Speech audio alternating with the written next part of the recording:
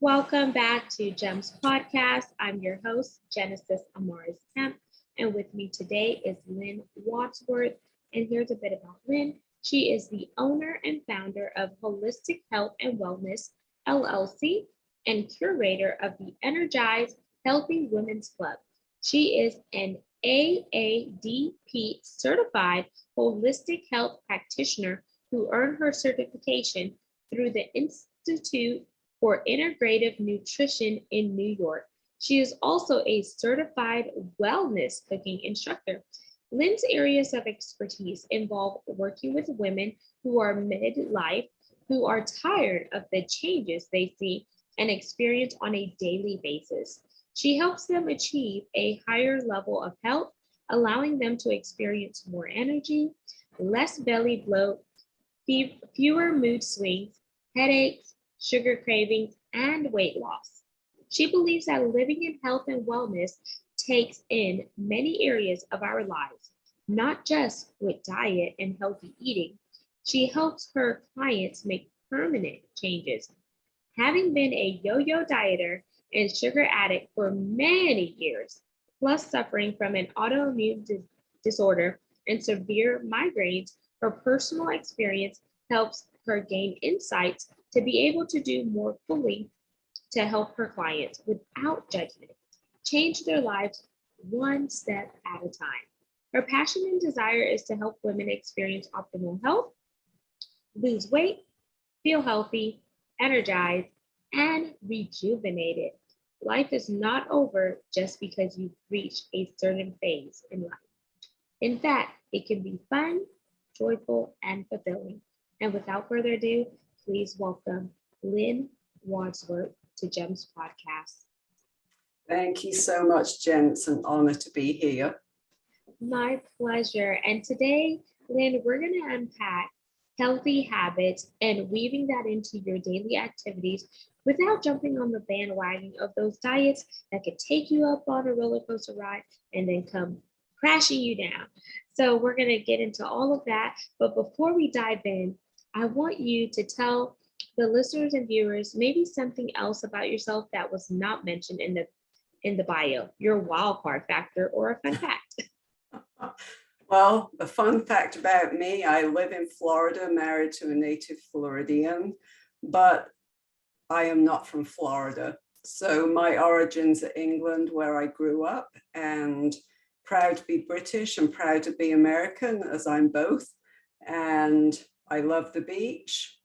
It's not why I came to Florida, but I do love the beach and I love health and wellness. Thank you so much for sharing that. And the Sunshine State is beautiful. I love Clearwater, Florida, and then also Winter Park, where I went and visited there. It's pretty nice. So I want to dive into what are some of the healthy habits that you started making personally in your life that helped you deal with your autoimmune disease, get rid of those migraines, and really gave you that sustainability that you were looking for, because maybe you tried a bunch of different things and it just didn't stick. I did try a bunch of different things, which was why I was at the point I was at of being desperate to do something. So for most people that I coach with, I teach them how to put these healthy steps and healthy habits into place slowly. But for me, it had to be an all or nothing thing because I was having migraines on a daily basis. And of course, felt lousy, no energy, slumped over my desk by 3 or 4 o'clock in the afternoon. So the biggest change I made, the thing that I think was most impactful for me, was changing my whole outlook on eating fast, unhealthy foods to eating whole foods that come, of course, from the earth. So it was the eating for me that had the most impact. It was in the end just a small portion, but that bit I had to make a radical change in because of my health situation.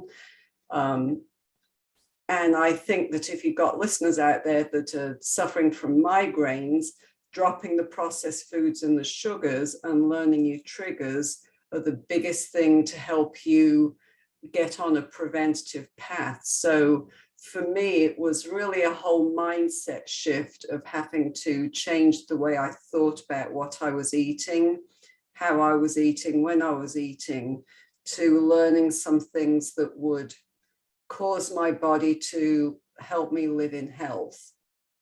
And I had to do it quickly. And thank you for sharing that, because sometimes people forget about the nutrition and to practice the mindfulness when eating, understanding what you're consuming, how is it making your body feel, Yes. and what are some of the reactions, and really be intentional, especially with grocery shopping, or if you have a busy lifestyle and you're consistently on the go. And I think we're all guilty of that. I can definitely raise my hand there, because when I was working in oil and gas for 12 years, that's a very high pace industry and you're constantly on the go. But what I had to do to substitute eating some of those fast foods was meal prepping and Yes. starting to pack like healthy snacks, whether they were bags of carrots that if I knew I was commuting, I could just munch on that, or some grapes, or just different things, and even like things that you drink. So staying away from some of the sugary drinks and maybe incorporating diffused water or sparkling water, or maybe some teas, and instead of the sugar you could put some honey in it, or etc. So whenever you change your eating patterns and you stop from using those processed foods, the GMOs and etc., what did that look like for you? Did you do it alone, or did you have a support system that helped do it in conjunction with you? Well, that's kind of a two-pronged thing, because really I didn't have a support system per se. I was not working with a coach, but at the same time that I was making these changes, I was going through a program at one of our local hospitals, which is a center specifically for migraine sufferers.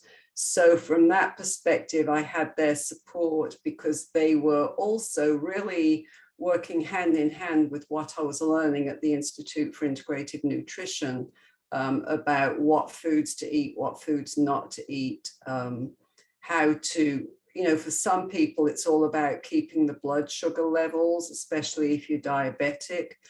For a migraine sufferer, it was the same thing, making sure that you eat regularly and you don't skip meals, and then what kind of meals you put into your body. So in that way, I was only in there for 2 weeks, but then with some follow-up with them. But they were kind of my support system at the time, and of course my family. But I didn't work this out with a coach. I had just really started 6 months into my training at the Institute. So hadn't really realized how necessary it could be to have a health coach walk hand in hand with you. Thank you for sharing that. And you're actually the second person that came from the Health Institute. I interviewed a lady yesterday.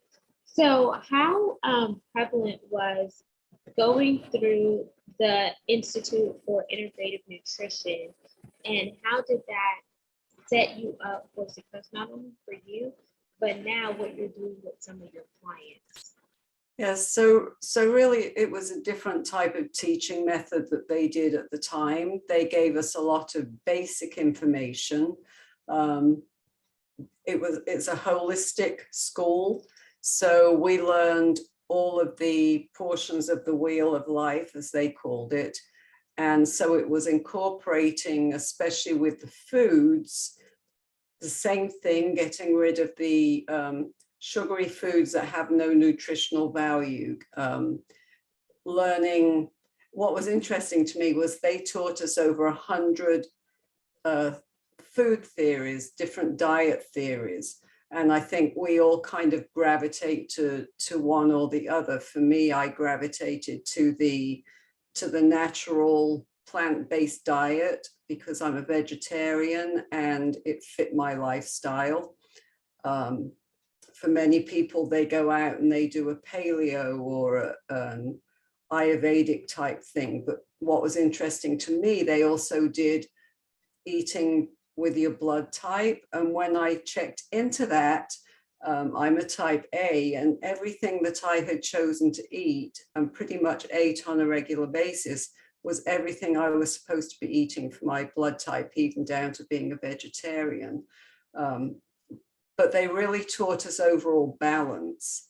So to balance your life with your relationships, with your sleep, with your, with of course what you eat, with your spirituality, you know, the whole part of you, body, mind, spirit. And so when we're all in balance, it's not just about the food, it's also about the other things that incorporate our life into our lives. And also, of course, things like the mindful eating, as you mentioned, and to a degree, learning how to breathe and relax and to get rid of your stress. Of course, as migraine sufferers know, stress is a huge trigger.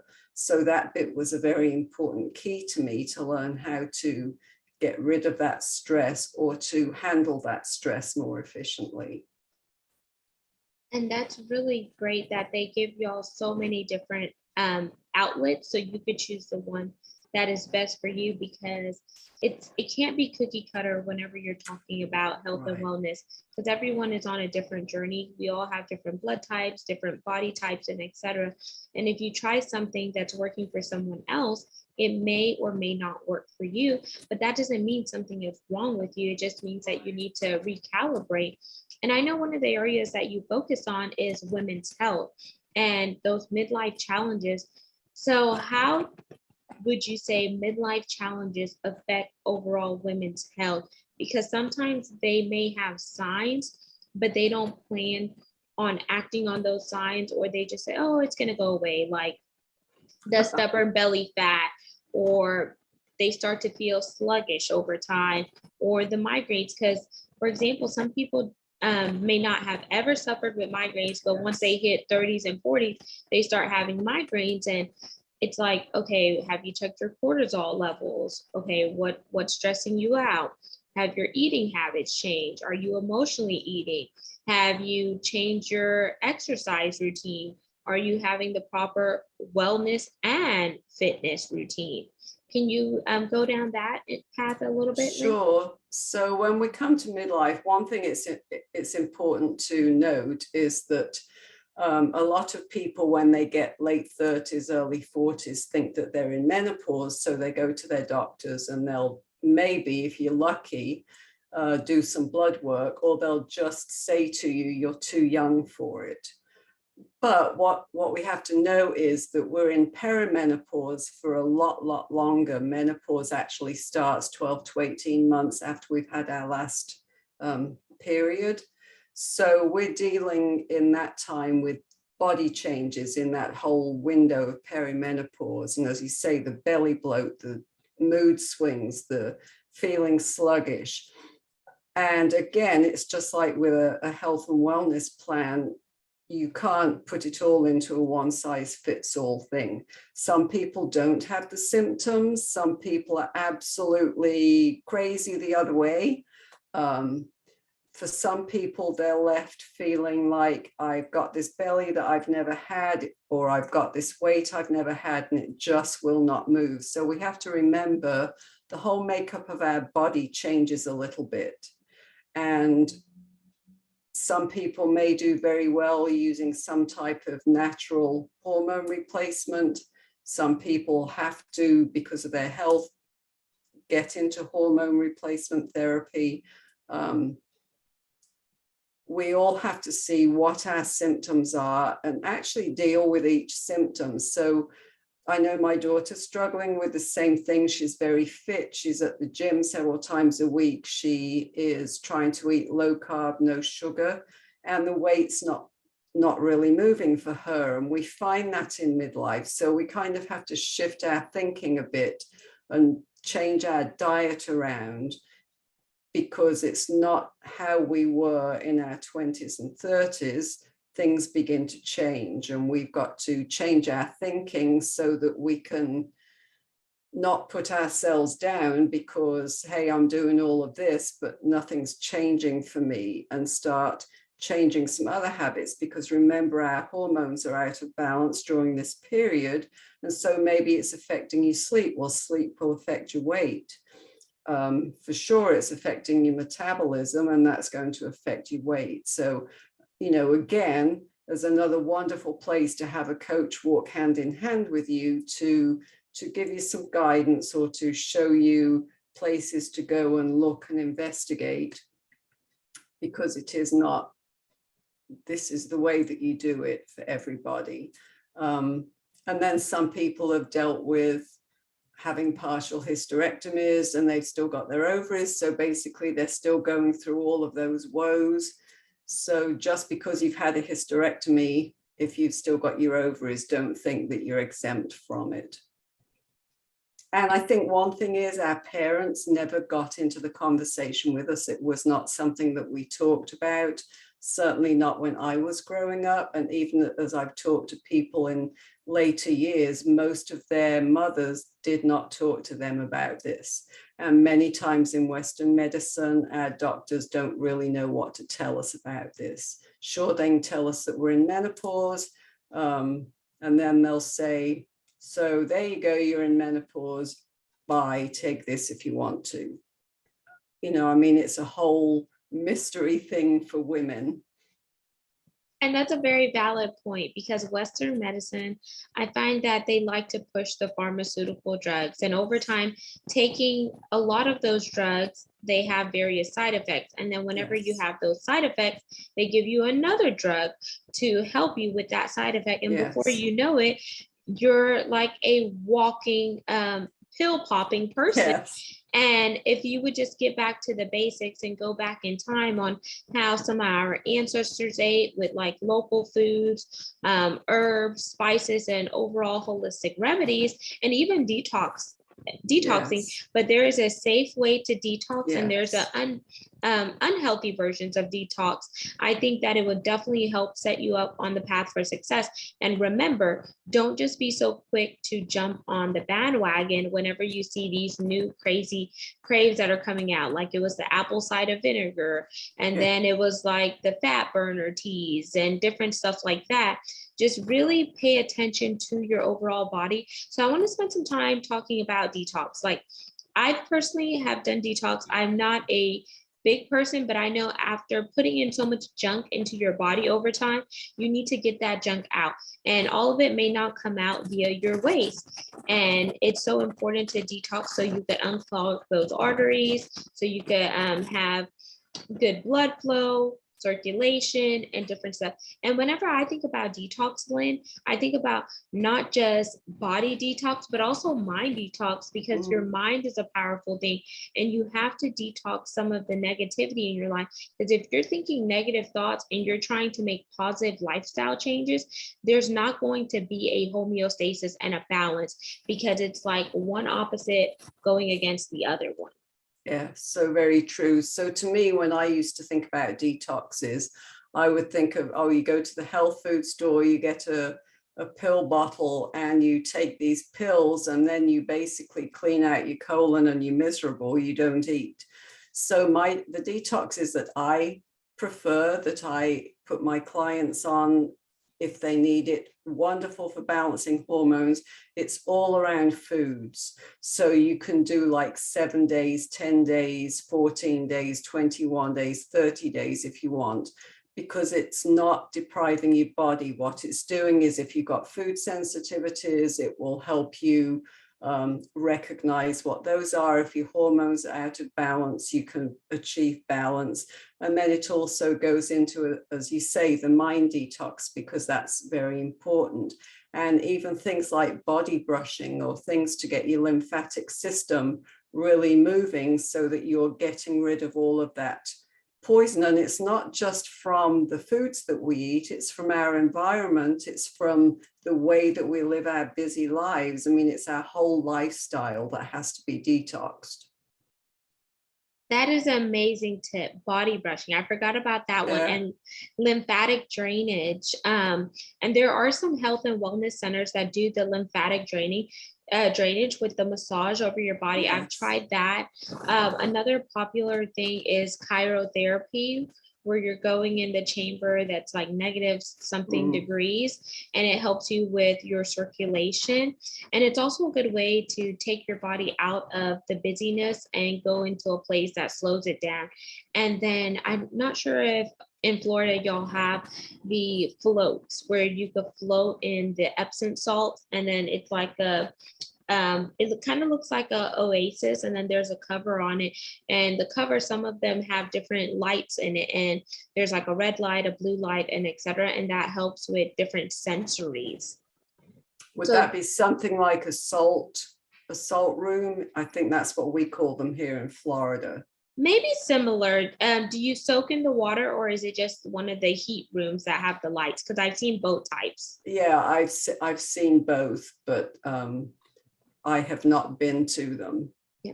Those are some other things that one of my friends who's in the holistic and wellness space recommended, but I haven't tried the soak yet. I've only tried the cryotherapy and the lymphatic drainage, which was really good.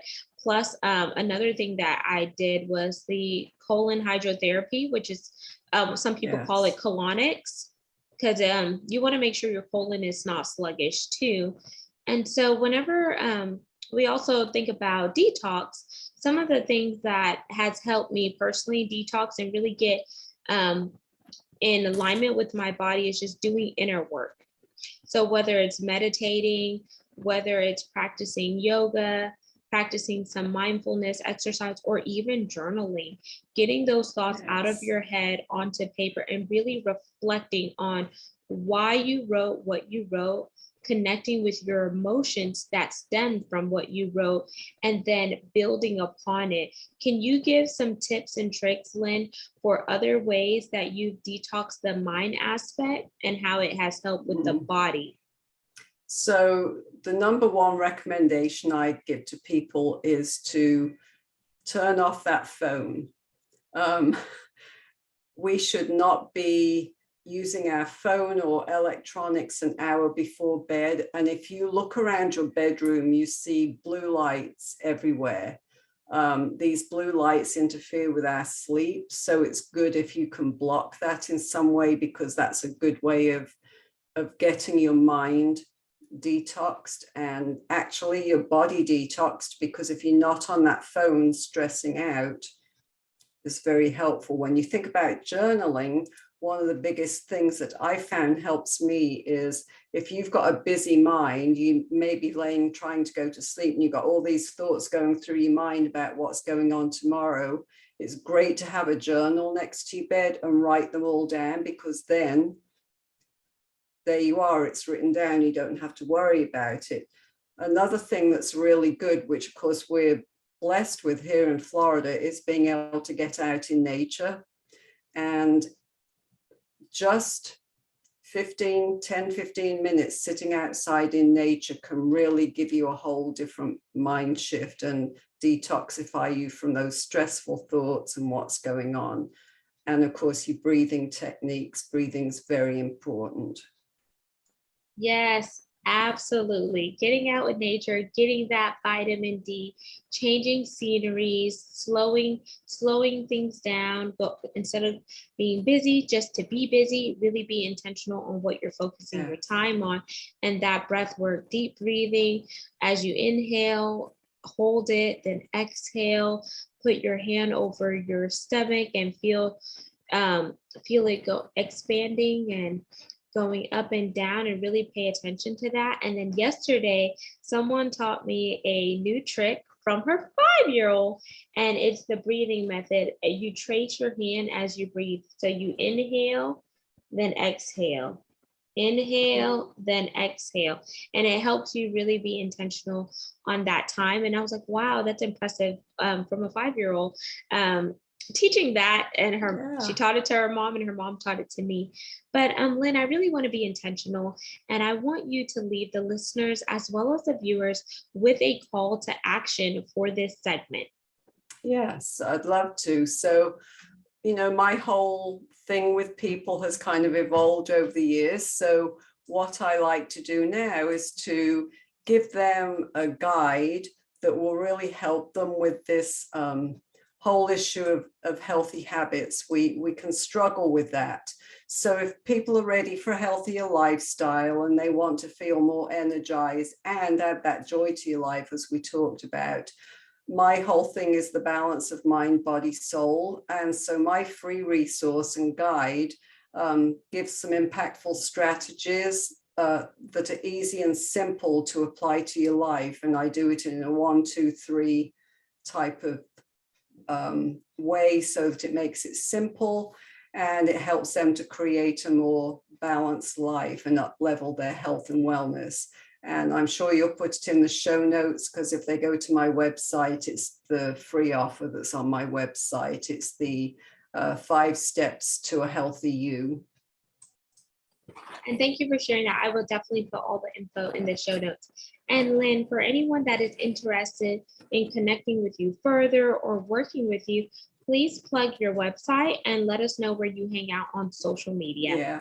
So my website is holistic and then all lower letters, healthandwellness.com. So holistic healthandwellness.com. And on social media, Holistic Health and Wellness LLC is my business page. And people that want to join my Energized Healthy Women's group, they just search for Energized Healthy Women and they'll find my club there. I am on Instagram, but not really as much as everywhere else, but it's at Lynne Wadsworth. And there you have it, listeners and viewers of GEMS Podcast. You just heard Lynne Wadsworth. We talked about a lot of important segments here. We talked about midlife challenges, detox, not jumping on the bandwagon of those yo-yo diets, really practicing proper nutrition and fitness overall, and etc. So make sure you really take a hard look at your lifestyle. And if there is something that is out of whack that you need to refocus and gain a new perspective, take time to slow down, practice mindfulness, breathe, and if needed, hire a coach or trained professional that will help you get to the next level in a holistic but yet practical way. Until we chat next time, peace, love, and lots of blessings. Have yourself an amazing day. Don't forget to subscribe and share this segment. We're on 40+ platforms, and follow us on YouTube at GEMS with Genesis Amaris Kemp for all things video content. Until we chat next time, ciao.